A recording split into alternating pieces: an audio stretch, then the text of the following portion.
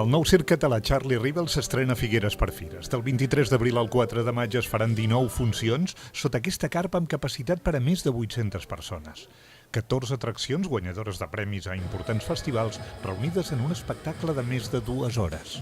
Fa 3 anys que estem gestant aquest projecte, que és un projecte màgic, que és un somni fet realitat, tenir el circ més còmode i més luxós de tota Europa, l'únic que no s'ha de fer ni un forat per clavar al terra, 14 metres d'alt, 826 butaques en cadascuna de les 19 representacions que farem per Fires i Festes de la Santa Creu en els 9 dies d'espectacle.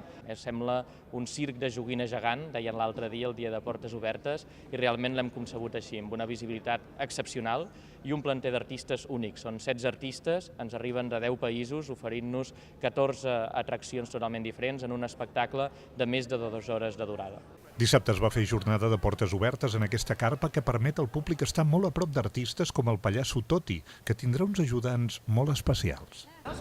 Dos minillos. Lo que pasa que el más pequeño estaba durmiendo, por eso no lo vestimos todavía, pero sí, y también saldrán a la pista.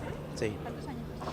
El mayor se llama Charlie, tiene 3 años, y el pequeño se llama Maxim y tiene 3 meses. Soy payaso musical, canto, bailo y en general sorprendo al público, o lo intento por lo menos, por eso nunca se sabe lo que voy a hacer de próximo.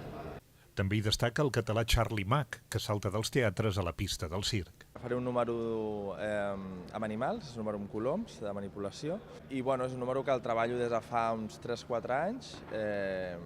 He guanyat diversos premis amb aquest número a nivell internacional. La funció inaugural comptarà amb la presència de la filla i el net de Charlie Rivel. En total hi ha 15.000 entrades, de les que ja se n'han venut més d'una tercera part.